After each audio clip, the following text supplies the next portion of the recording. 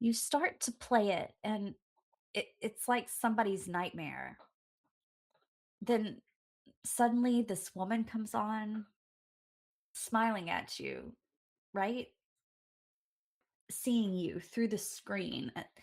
Then when it's over, your phone rings. Someone knows you watched it. And what they say is, you will die in 7 days. And exactly 7 days later, this is the No Fear podcast. We know what scares you. I'm Matt. I'm Mel. And I'm Lisa. And this is the No Fear Cast, the podcast where we dissect horror and all the things that scare us. Join us as we continue our new series where we get very meta about horror movies. This time, we are watching a cursed VHS tape with The Ring. Okay, so I'm starting us out here. Listeners, if you have been with us on this journey of cursed films, you know that our last two episodes were discussions of books that had cursed films in them. So, 2 episodes ago, Lisa and I talked about Sylvia Marina Garcia's Silver Nitrate. And last episode, Matt and I talked about Paul Tremblay's horror movie, A Novel. And we talked a little bit about similarities between a horror movie, a novel, and Silver Nitrate. This time we are talking about kind of I guess, a modern classic of the cursed film narrative, one that we mentioned and talked about in our introductory episode, where we talked a little bit about the history of this trope and a bit about examples of it. So, as Matt said, we are talking about 2002's US film, The Ring, directed by Gore Verbinski, starring Naomi Watts and Martin Henderson. There were 3 films in a USA franchise. I'm going to talk just a little bit about background and then talk, I guess, about like some of my impressions or things I thought were interesting in the movie, like we usually do. And then I'll pass it on to Lisa and Matt. This 2002 version of The Ring that we watched is a remake of the 1998 Japanese film, which was directed by Hideo Nakata. And The Ring, both the Japanese film and the American film, were based on the Koji Suzuki novel from 1991. And this is a book that spawned sequels and prequels, as well as a manga, TV series, apparently video games, the South Korean film. There's a whole bunch that kind of spawned from this. And you can look up his works to see other books that he wrote and media he was involved in. He is credited as being kind of the beginning of, or the inspiration in, this trend in Japanese horror, J horror. And we just wanted to mention at the outset of this podcast that the news came very recently. I believe it was May 8th or May 9th, of Koji Suzuki's death. So there are articles about this in various places, but you can find more information about this Dread Central. And the New York Times had an article appear, I believe, on the 13th of May, saying, calling him, saying Koji Suzuki, sometimes called the Stephen King of Japan. So there are articles out there to read if you are interested in reading about that. But we wanted to make sure we mentioned that news as we talk about this film that was inspired by his work. I guess I'll give a mini summary, really mini summary. I'm sure we're going to spoil things and stuff will come out in our discussion per the usual. But basically, we have Rachel, who's the main character. She's kind of a workaholic journalist. She has a son, Aiden. He has very much like creepy kid vibes from the very beginning. Lisa dropped in our notes, he seems very Sixth Sense-ish. I thought so too. A little kind of almost like Others vibe or Turn of the Screw vibe to just creepy kid. He draws dead people before they die, that sort of thing. We also have Noah, her ex-husband, and a video expert, but doesn't really know his son. And they're kind of brought together because Rachel's uh, is it Rach? What is it? Aiden's cousin, so Rachel's niece, Katie, is at the beginning of the movie telling a friend of hers that she watched this really short film at an inn and with some friends, and that is where the intro comes from that Lisa read. So the idea is you watch this really short VHS tape film that later we find out it's unclear how it was recorded because it was done through psychic horror powers, I guess. And that basically the phone rings after you watch it. Someone says you're going to die in 7 days, and then in 7 days you die. And so Rachel, her sister basically is like, "Can you look into this because you're a journalist?" Because all her friends are having these terrible accidents within 7 days, and so Rachel starts looking into it. She sees the VHS tape because she tracks it down, and then she and her ex-husband kind of, because all three of them have seen it, her, Noah, and Aiden, go on a mission to try to understand how this works and if there's some way to stop it. And that's the basic kind of gist of the movie. And then they find out the history of it and that sort of thing. And so we will talk about that. Let's see, I have not read the book, but of course it's an adaptation. So there are some changes from the adaptation.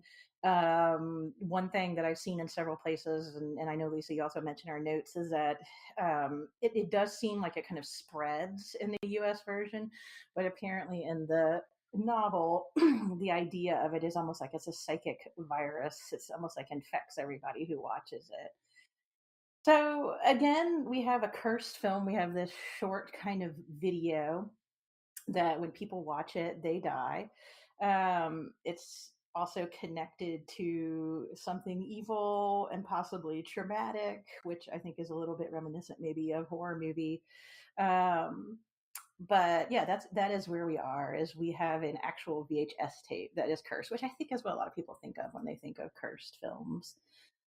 All right, so I guess I'll talk a little bit about some of the things that I thought were interesting in this. You might hear my pages moving because I took notes when I was watching it. Um, but for me, I was interested in the creepy kid vibes. I mean, obviously, we kind of know what's going on here, but he really does kind of the entire movie with his dreams and his drawings and everything just add a vibe to this. That's one of the things I thought was interesting about it is that it plays with multiple tropes. So it's a cursed film movie, but we also have the creepy kid. We have a past that seems to have been traumatic or weird. And in fact, the beginning when Katie's about to face her death, um, I believe that's her name. I hope I'm not misnaming you, Katie. When she's about to face her death, there's almost like a haunted house vibe. I mean, it's an unseen kind of thing that's messing with stuff in the house, turning the TV on. She turns it off, turning it on. She turns it off. But yeah, I like that kind of almost like haunted vibe that was going on. So obviously, it's like we found this VHS tape in a cabin in the woods, and now we're all going to die. But then you have these other kind of little tropes working around too, the use of the TV and the kind of meta aspect of like what's real and what's not, and things could come from the TV or out of the TV was interesting to me too, especially after we just got done reading a book with a movie script in it where things were happening that, were kind of going back and forth between media and real life. So those were just a few of my thoughts because I'm hoping I'm not traipsing all over the things that you guys want to talk about. But Matt, Lisa, I have attempted to describe the movie very briefly and give its background and talk about some of the things I thought were interesting.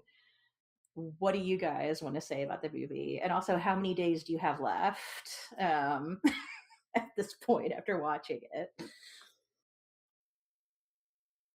I'll jump in first. I My first experience with the movie was I rented it not long after it came out on video. So I realized that if I haven't dated myself already um, in this podcast, then I definitely did renting a movie from Blockbuster. But yeah, I remember being very excited to see it because I had heard good things about it. I had read about it, and I don't remember if I missed it because it didn't come to the theater because it was at the time I lived in a small town and had like a 4 screen movie theater, so it didn't get everything. More likely than not, though, it's because I was actually a parent of a fairly young kid at that point. My daughter was about a year and a half, I think, when it came out. So, any parents out there can attest that it's hard to get out and go to the movies when you've got a young one like that.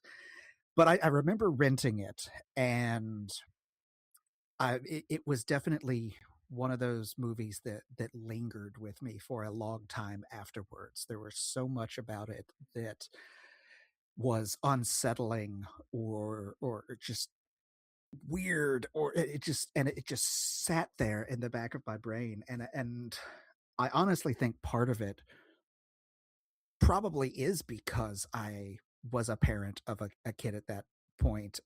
Like, so I kind of identified with Naomi Watts' character there.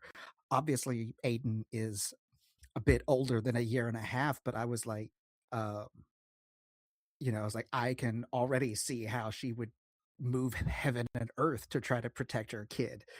And on the flip side, I was also like, oh my gosh, Samara is just flat out creepy evil.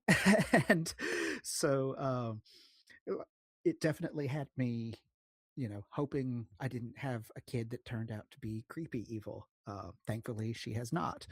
But yeah, I think that may be part of it. But overall, I think the movie would have lingered with me regardless, just because its style and its tone was so new to me. I know it's a remake of the original Japanese Ringu, and I knew that at the time, but even still, as a remake, they did a really good job of translating the horror for that American audience, but still capturing what made it so uniquely unsettling. And I want to say I would have to double check. I did not look before we started recording, but I'm pretty sure that this one did set off the kind of trend of remaking Japanese horror movies for American audiences. But because I'm pretty sure The Grudge came out after The Ring. Um, I'm definitely going to Yeah, Google it that did. after. It did. Okay. Yeah, I was it kicked that one off, and, like, Dark Water, and there were a few right after that, but yeah, you're right, I think this was the first. so. I mean, obviously, it made a mark on more than just me. Is where I was trying to go with that whole kind of rambling thought. And thank you, Lisa, for the fact check there, or I guess fact confirmation there.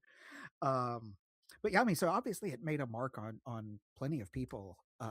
It was it was a hit when it came out, and I mean, it's one of those movies that I've rewatched a couple of times since then. I don't watch it all the time because it still is unnerving to me. There are still scenes that I'm just like, I don't want to do this, but I'm gonna do it. So, and rewatching it again for this episode here, it was the same way. I think it's probably maybe the fourth or fifth time I've seen the movie in the past 20 plus years since it came out. And even still, even knowing what was going to happen and remembering the plot and all of that, it still it held up. And not not every horror movie can say that. Some will be really good, but once you've seen it, you're like, okay, well, if I watch it again, it's not going to be nearly as scary. This one, for my money, still holds up on rewatch. It holds up on 20 plus years later. I mean, yes, some of the idea is dated, but like the technology, I guess, is dated, but that doesn't detract anything from it. I mean, people still know what VHS tapes are and that sort of thing. So anyway, that's kind of my initial impression. Is still pretty freaky movie, and yeah, I'll turn it over to Lisa and for her impressions. Yeah, I mean, I agree with you. I think it does still hold up. I had watched this film actually I want to say I watched it in the theater, but maybe we rented it now that I'm thinking about it. I seem to have a memory watching it in my apartment, which again, Matt, yeah, I'm right there with you. And let's really like date ourselves here. But regardless, I remember watching it with friends, and I remember it being one of the first movies that the feeling of dread just kind of lingered with me. In fact, I vividly remember coming home. I was alone in my apartment. I guess my roommate was gone somewhere. And I was getting ready for bed. And I remember brushing my teeth and looking in the mirror and seeing a fly land just on the edge of my vision. And it landed on the mirror and kind of did the like walk across the mirror. And I remember calling a friend of mine and being like, "You have to come over here because I don't think I can be in this apartment by myself right now." Um, just because it was like it was so burned into my memory. Um, and I think I don't know, on my rewatch, I was trying to think, okay, what really makes this hold up so well as a piece of horror? And I haven't seen all of the like sequels and prequels and everything, but I have in the past seen the original Japanese remake or the adaptation that was remade into the American Ringu. And I've read the book. I have That's the only book of his that I've read. But I have read the Ring. It's really good. It's a very slim book. So if you're looking for something that's a really swift read, I would highly recommend it. I mean, I would love to go read more of his stuff, because I did really enjoy it. I feel like the book goes into more detail as to how it's working, like how the well, she's Samara in the movie, but she's I think Sadako in the book. How she uses her like combination of like evil ghostiness is combined with a virus. I think it's the smallpox virus. I'm almost positive. In the book, but there's like somehow the like virus becomes melded with her psychic need for revenge. It makes sense when you read the book, and that's how it becomes like something that can be passable to other people. So it's like a haunting that can become transmitted like a disease because it is a disease in the book. In the movies, it's not explained quite in that way. I don't think it needs to be. I think it's scary enough without it. But when I was rewatching this movie in particular, I was trying to remember or really kind of dig into what it was that made it so good that made it kind of stand this test of time, even though like you said, Matt, this is it's a VHS tape. Even though people know what it is, that is an outdated piece of technology now. um I think it holds up for a couple of reasons. One, uh the evil that is in this movie,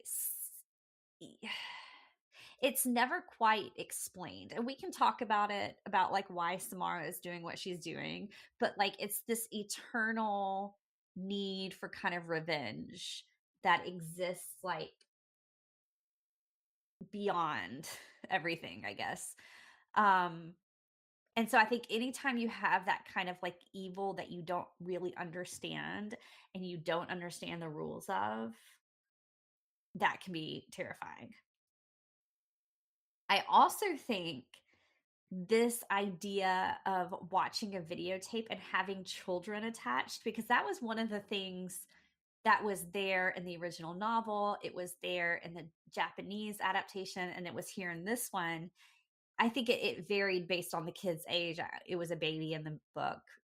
and then was made into a son in the movies, like a slightly older son. But I think this idea of like protecting your children from things that they might see in the world is something that's pretty universal. And in this case, like a VHS tape kind of makes sense because, we talked about that at the beginning of this series when we were talking about like cursed media and like why the idea of movies might be scary and how, growing up in the 90s, you used to like see videotapes when you would go spend the night at a friend's house and they had like an older brother who would slip you, whatever movie they were watching. And so it kind of became this like forbidden thing. And then now that we've opened up into the internet, and there is a real fear, and Matt, I know you can echo this, that like I have as a parent, of like, what are my kids going to see when they um get on the internet? What kind of, not just like what kind of scary things might they see, um but what kind of ideas are they going to be exposed to, and what kind of influence will the people that they come across have over them, especially being young and still developing their own ideas about the world. And so I think that it doesn't matter if it's a VHS tape or if it's the internet or whatever it is. Like this technology, this fear updates no matter what the technology is, if that makes sense. So I think the idea of like wanting to protect the son is a really um it's really effective, I guess is what I was going to say. And also, I think the fact that they figure out the loophole is to show it to other people. So this was one of the first films that I saw where it implicated the audience, because we do watch the whole film. And the film itself holds up as just a creepy short. If somebody had made that as like a short film, it would have been terrifying, and just put that out there. But the fact that we watch it and, kind of fast forwarding to the ending when she is forcing her son to kind of copy the video and show it to other people and kind of put it out into the world, in order to save him, it brings us into it. And I think that's also terrifying too, because there's always the question of, oh my gosh, like I've just watched this film where they tell me that if you watch this series of scenes, you're going to die in 7 days. And I just watched it. So, I don't know. It's just, it's kind of a fun, I know it's gimmicky, but it works well in this. So I don't know. Those were my impressions upon my rewatch and like why it holds up. Now I will say, and I'm sure we can talk about this a little bit, there were scenes that I still love. I love Samara climbing out of the TV at Noah's like photography loft or wherever he is when he dies. I like seeing that. Um, some of it made me laugh. The psychic horses, which I'm sure we're going to talk about, but like, I was like, oh, I forgot they were in this. Or her adopted father, Samara's adopted father, when he kills himself, it's such an elaborate setup for a suicide that I didn't really understand. Um, Other than he just did it for it to be something spooky in the movie. But so there were some things that I did find a little bit laughable on this rewatch, but for the most part, I would say 90% of this movie holds up.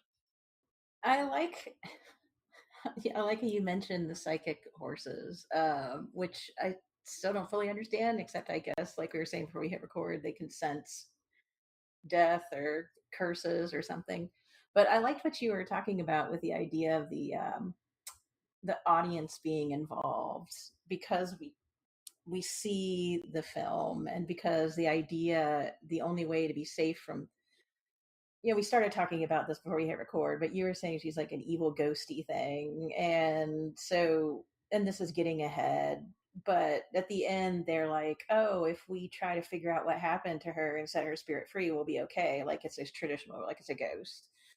And it turns out that what she wants is to be set free so that she can hurt more people.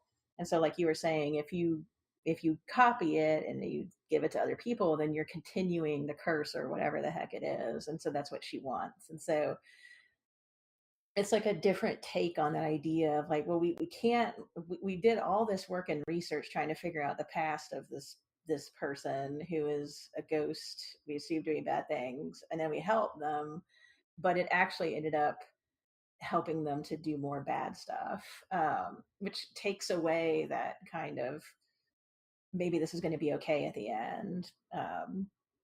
But that idea of like audience participation in it, I think is really interesting. And it's something that we talked about with both the books that we talked about, the Silver Nitrate and horror movie, and the idea of the implications of that. Like being an audience member and your reaction to it, and how she chooses in order to protect the child to pass it on, and that means it's going to grow.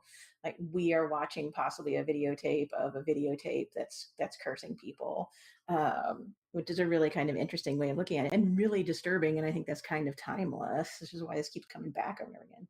The other thing I thought was interesting about the movie was something that Matt was saying, and this is something that a lot of people have talked about with this, is this complete ambiguity from beginning to end.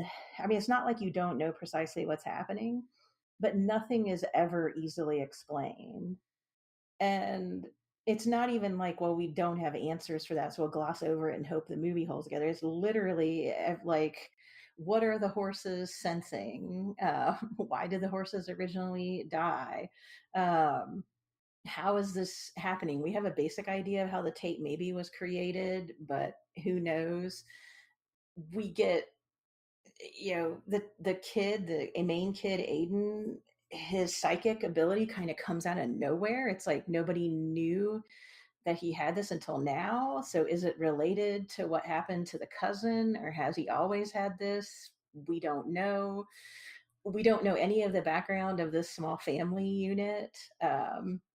And every time they learn a new clue or they learn something else, it leaves everybody in the movie and watching it feeling confused.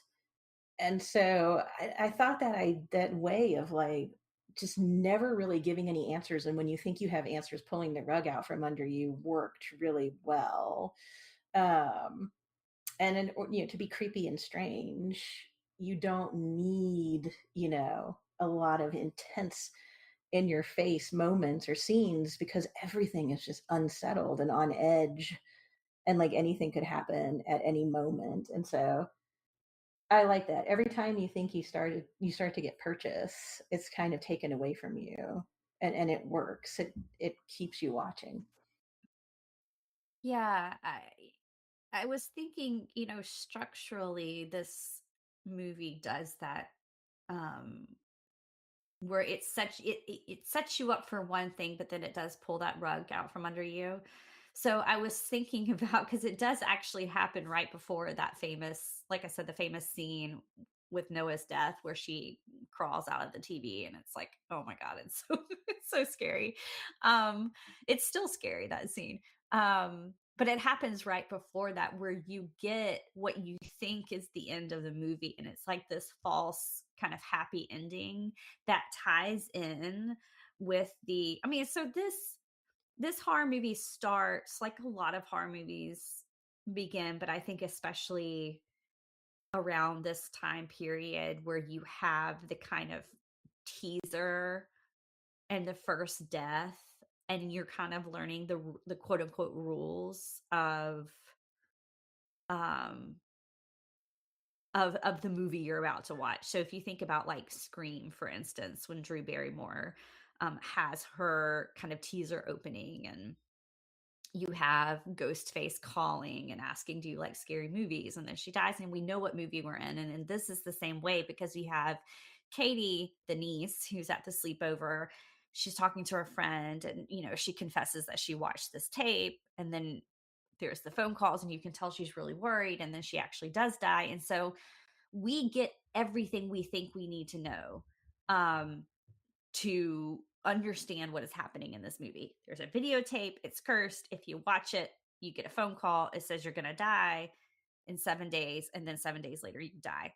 But that's really not quite everything, right? I mean, you're right. It seems to be like, yes, you watch the videotape, you're cursed, you're going to die. But if you show it to somebody else, you can kind of like derail death as they learn, because she shows it, Rachel, that's her name, Rachel, the journalist and Aiden's mom, shows it to Noah, and Noah dies before her. So that's when she kind of is able to figure out that there's like a loophole that she can work with. But what I find really interesting in watching that, and kind of seeing how this movie structurally sets you up for the rug pull and kind of the false happy ending, is that she, being a journalist, uses the movie itself as a clue. Like, she needs to know why it's cursed and who put the curse there, therefore she can break the curse, because that seems to be the logical way it would work, right? If you're cursed, you're going to work to find the thing that's going to break the curse.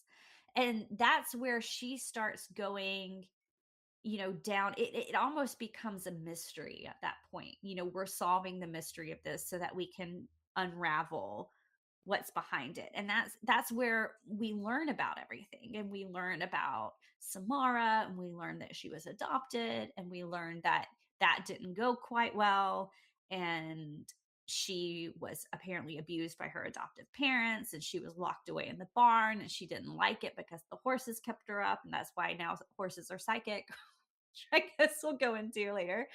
um and then they eventually kill her and put her down a well. And it took 7 days for her to die there, because they didn't kill her. They just, like, I guess, knocked her out and put her down there, and she couldn't get out. And so she starved to death. And it took 7 days. And so now she has somehow put herself onto a videotape. And that's like her rage or revenge, her desire for revenge has imprinted upon this. And so you're seeing images that are indicative of her suffering. So the logical idea would be, well, if we can find her body, if we can bury her, give her a proper ending, if we can like reveal her suffering and like kind of put things right, then that's going to end things. Which I feel like that is what we were set up for at the beginning. Like, yes, this is going to be the thing that breaks the curse. But that's when Aiden, her son, looks at her and says, "You weren't supposed to help her." And it's very, I think, um, Sixth Sense. I had to look it up because I wanted to know which came first. And Sixth Sense had come out earlier in 1999. And I want to say in the Japanese version, the child was not the psychic one. There is psychic stuff in the Japanese version, but it's a different character. So I feel like in this one they were maybe playing up the Sixth Sense popularity, and they made the kid, be all like, "I see dead people." Because that scene very much reminded me of that. Um, but I think that's where we really kind of have the rug pulled out from under us, is when he says, "You weren't supposed to help her."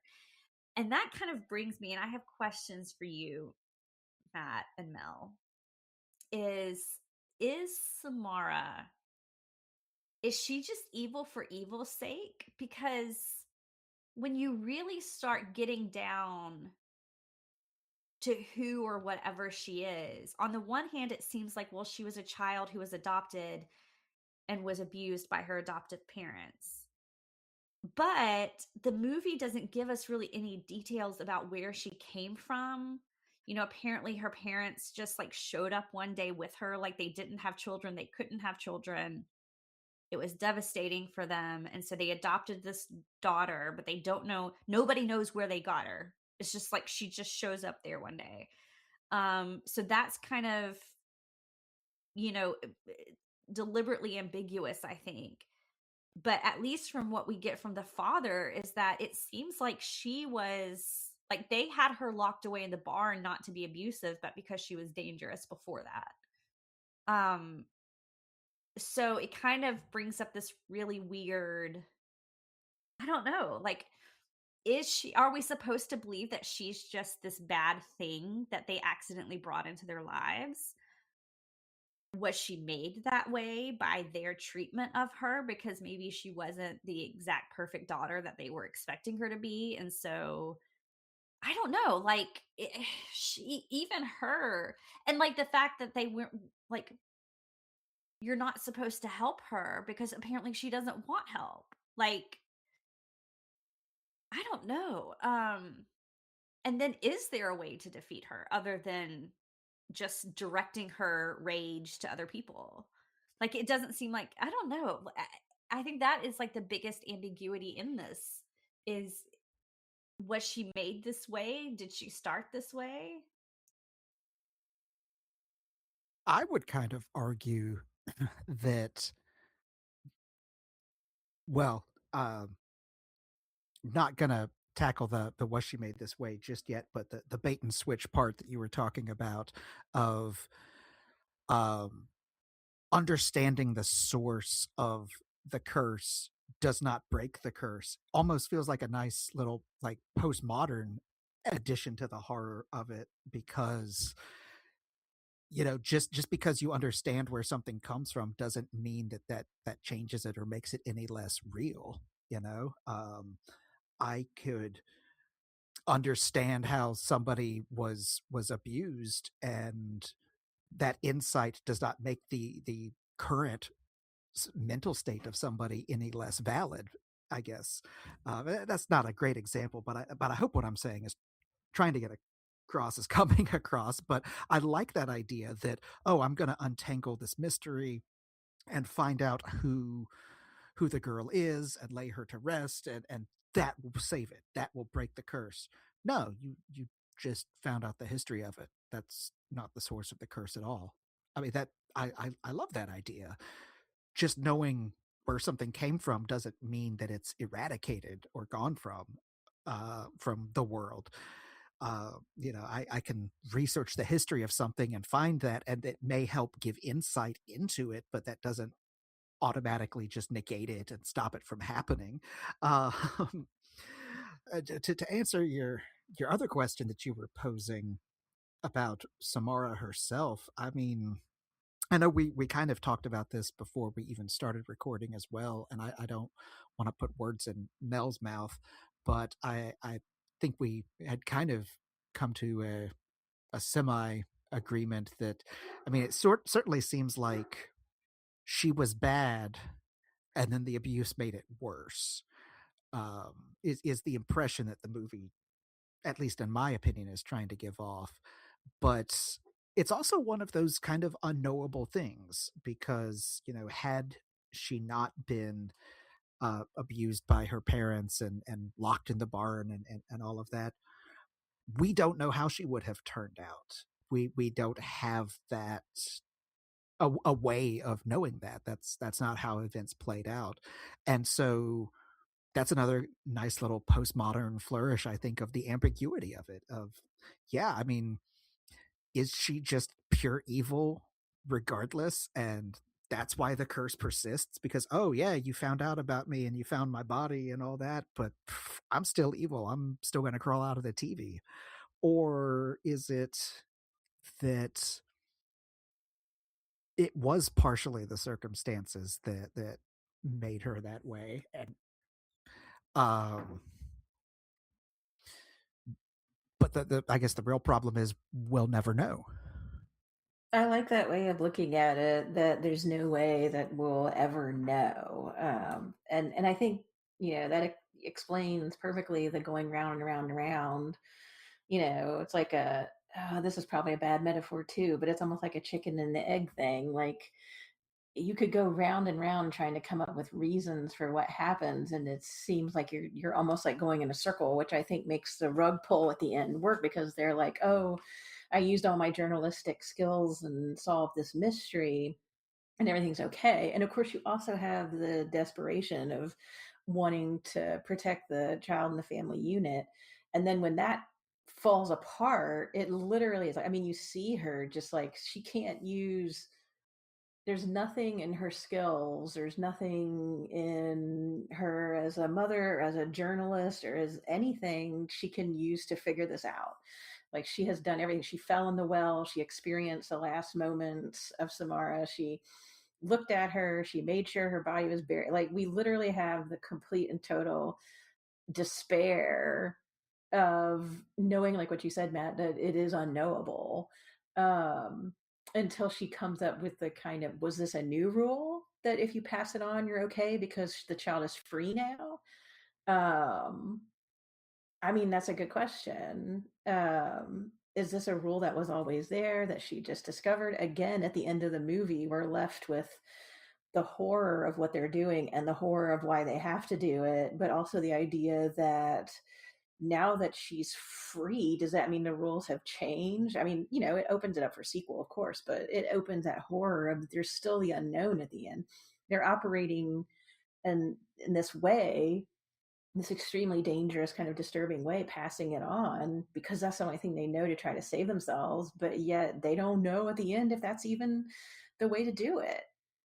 I mean, we don't even know if if the videotape had stayed at the shelter inn and nobody had happened to pick it up, would that have stopped the curse? Is that how she's passing herself along?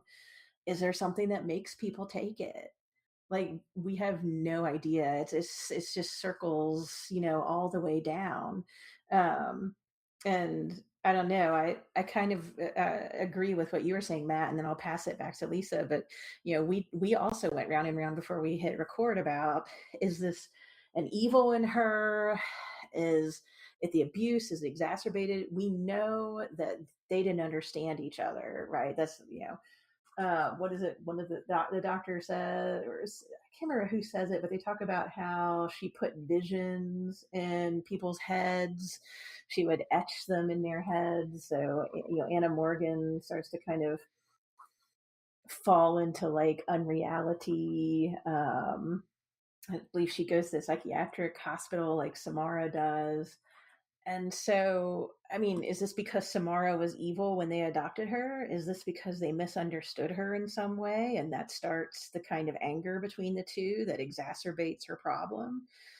It seems like there's something there that maybe is enhanced by the abuse so that there's revenge. But if she's just searching out people to kill and is now free, then that would argue against that. I mean, and then there's the video of her in the hospital where she says, I couldn't catch it to write it down verbatim and I should have rewound, but rewound, I'm a videotape. But she basically says she apologizes at one point, I think twice in the video. She says, I'm sorry, but she always says but. Like she says at one point, I think it's I want to hurt people or I hurt people. And then she's like, I'm sorry, but I want to hurt people. It was basically like she was apologizing, but saying she liked hurting people in the same line. And I'm like, is she apologizing because she knows she likes to hurt people? Like, even that doesn't make a lot of sense. And part of that, with the stuff that she says about her father in the video, is what makes Rachel, make her decisions about what's going on. But everything that everybody says maybe adds more information, but it never gives an answer. I feel like I was going round and around in what I'm saying there, but basically I'm just kind of expanding on what Matt was saying. It's like every time somebody feels like they've pinned something down, it was never that, or the rules have changed, or we don't even know precisely what the rules were, kind of. So I don't know. I like the questions that you're asking, Lisa, but I don't have any idea where to come down on it. I feel like in some of the other books and movies and things, maybe it's explained a little bit more of like her background. But yeah, I think we're supposed to believe that there is something kind of evil, or dare I say demonic, in her from the beginning that is um set loose, I guess, once she is murdered down that well. Not to do, I mean, we're still going to talk about Samara here. Not to go down this rabbit hole too much, but I just kind of want to pause this discussion of, where her evil came from, really, and focus in on her hair in this film. I don't know if there is any other film I can think of that uses hair in such an effective way. Okay. I mean, okay, I've already mentioned her crawling out of the TV. You can't see her face because it's just this long stringy black like mess that's hanging down in front of her face. When we see some of the videotape of her when she was alive, and Mel, you mentioned when she was like at the doctor, because she is kind of institutionalized at some point, because her parents recognize that there is something kind of off with her. And Mel, I think you're right. Like there's something in her that wants to hurt people. Um, and I think combined with this like psychic nature that she has, it's no good. But even when she's sitting there and her hair is like all in her face, and so it's really effective in obscuring the look on her face, because from far away you almost do just kind of see, visually you see what looks like a very small abused child, somebody who might be kind of like shy and reclusive. But then as the camera kind of pans in and you can see more of her face, you see this kind of sinister look on her face when she's talking about wanting to hurt people. So, again, you there, it's kind of playing with those visual metaphors, but the hair in this movie, oh my gosh. So, I mean, obviously when Rachel goes down the well looking for her, and or trying to like solve this, and she finds the well and she finds the hair that's down there, and that's when she realizes like this is where she's been this whole time. I mean, that is creepy. But that one scene where she starts coughing, she's on the phone and she's like drinking water, and she kind of has this moment where she kind of, the water goes down the wrong pipe or whatever, and you start coughing. But then she's like on the floor gagging, and she starts pulling the hair. Like, even as I'm talking about it right now, it evokes such a visceral reaction in my body as she's pulling out that long strand of black hair. I mean, you've really got to think, this is a movie that doesn't really have a whole lot of gore. And when you think about where it sits in the horror timeline, I mean, you had the slashers of the 80s and 90s, which did kind of get to the point where it was just you were waiting to see somebody die and how they would die.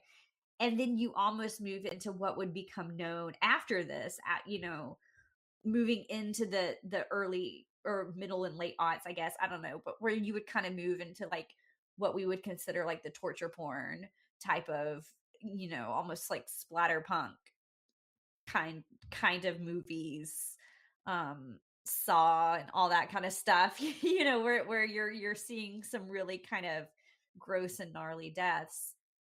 You have something like this type of film kind of wedged in there right in the middle, where there's really not a whole lot of gore or blood that you're seeing on the screen, but it can still get such a visceral reaction. I mean, like I said, just being scared watching it, but also being like, that is a stomach turning scene to see her pull that hair out of her mouth. I mean, ugh. Yeah, really well done. I just want to jump in. This reminded me a bit of the Mothman prophecies. And I don't know why. I think it's the journalist trying to solve the mystery and the vibe. You know, I wanted to laugh at you when you said that, but I think you're right. I think The unsettling scenes, never getting an answer, the journalist trying to solve the but there problem that's threatening their family. and there's also the premonitions of death and the, Mhm. like, the psychic images that are kind of, like, put into people's heads. Once the person is, like, cursed, like, his wife died and she sees the video, the films go to, like, a bluish tone, like, the colors are weird. It just it was so strange. It's like, I don't know. Yeah, I would not have made that connection, but I think you're absolutely right. And the Mothman has a similar thing, although I will say the Mothman does not seem as sinister as Samara, as, like, Yeah, yeah, it's hell-bent different in on that way. revenge, but it is one of those things where it's like, once you see Mothman, death is coming, which fits. Mhm, and they And came out the same year.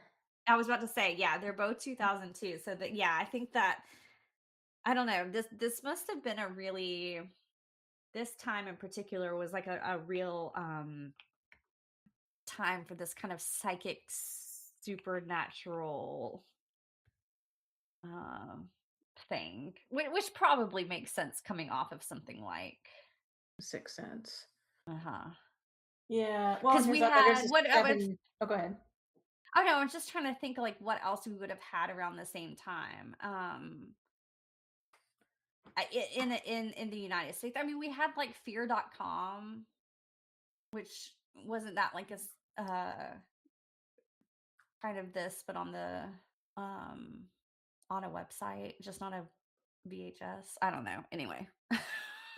There's even a countdown in both. You have 7 days after you watch the thing, and then the dream keeps telling when that bridge accident is gonna happen in Mothman Prophecies and the numbers of dead they keep talking about. Right. This idea of something impending that you can't stop. You just know it. Yeah. Hmm. I don't know why. It's like Interesting. halfway through it, I was like, I'm especially when she was on the ferry. I don't know why. I just was getting vibes, like it's the same kind of feel. What's the psychic horses? It might have been the psychic courses. Um, I mean, yeah, they can sense things. No, you're absolutely right, I think. And I think the fact that they came out in the same year, they were definitely pulling off of something. So yeah, I don't know. I would much rather come up against Mothman than Samara. Mothman's not leaving his like I don't know if he has hair, but he's not leaving his hair in my mouth. No, he's not. He's not coming out of your television either to get you. Yeah, he's not sending horses like to trample me. That is very true. Yeah, yeah. I'm going Mothman all the way. Okay. You know what? I'm gonna say that that's it for today. If you have a thought on this, we'd love to hear it. We're at No Fearcast on Twitter and Instagram. We also have a Facebook page. Our email is nofearcast@gmail.com. If you love what we're doing, consider supporting us on Patreon. We also have merchandise available at our website, nofearcast.com. Of course, you can simply rate and review us, which is entirely free, but it does help us grow our audience. So we would be so happy if you would do that. The music by Nicholas Gasparini. We will be back in 2 weeks with a brand new episode.